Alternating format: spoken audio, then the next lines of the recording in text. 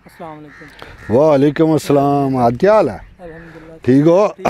शुक्र अल्लाह का, बिल्कुल फर्स्ट क्लास। तू सुना? ठीक ठाक। मियां साहब को वाकई सुना दे मदीना पाक दा।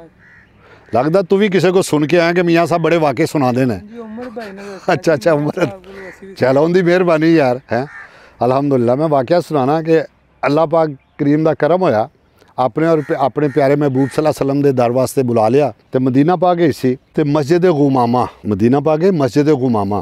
मैं ना उत्थे नमाज पढ़ी है तो नमाज पढ़ के बाहर निकलिया ना जिस वक्त, तो दो लड़के ने खड़े तेरे तरह, एक तेरी उम्र का सी, एक तेरे नालों थोड़ा वड्डा सी, बड़े खूबसूरत है। वो मैनू पुछदे ने कि किहड़ी जगह जिथे असीं खड़े हाँ। मैनू प्यास बड़ी प्यास लगी। हुण अंदरों नमाजियां दा रश है तो अंदर दोबारा पानी अंदर है, दोबारा अंदर जाया नहीं जा रहा।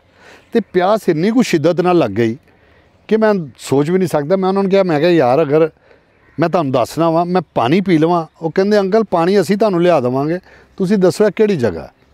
मैं क्या मस्जिद इनू कहंदे ने मस्जिद गुमामा बादल नूं कहंदे ने अरबी दे स्या, ते स्या मस्जिद है, स्या पत्थर की बनी हुई मस्जिद है। मेरे प्यारे करीम आका सल्लल्लाहु अलैहि वसल्लम ने ना 2 मरतबा ईद नमाज उस जगह पर पढ़ाई। तो कहते पानी असी लै आने। मैं उन्होंने दसिया, वो अंदर बेचारे गए जाके मेरे वास्ते पानी लै आए। मैं उन्होंने पूछा, मैं क्या कितों आए? कहते वो इंडिया के सन। मैं उन्होंने कहा, मैं हुण बैठ के ना तुहानूं सारी ब्रीफ करना, हिस्टरी दसना।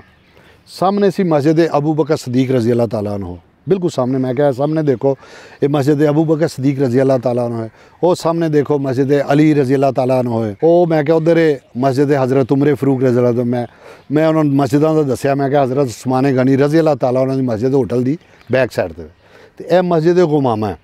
तो मस्जिद गुमामा ऐसी कि आका करीम सल्लल्लाहु अलैहि वसल्लम के दौर के एक दफ़ा बारिश ना हुई, बारिश नहीं सी हो रही, तो सारे सहाबा मिल के आए आका करीम सल्लल्लाहु अलैहि वसल्लम की बारगाह कि आका करीम बारिश नहीं हुई तो मवेशी भी भुखे ने, सब्ज़ा नहीं होया, खुशक साली का साल है, तो आका करीम बारिश वास्ते दुआ करो। अल्लाह अकबर। मेरे आका करीम की क्या शान है। मेरे आका करीम सल्लल्लाहु अलैहि वसल्लम ने आसमान की तरफ वेख्या, तकिया सिर्फ, तो मेरे रब नूं तो सब पता सी ना महबूब की मंग रहा इस वक्त। तकिया तो अंज बादल आए ने, तो अंज बारिश।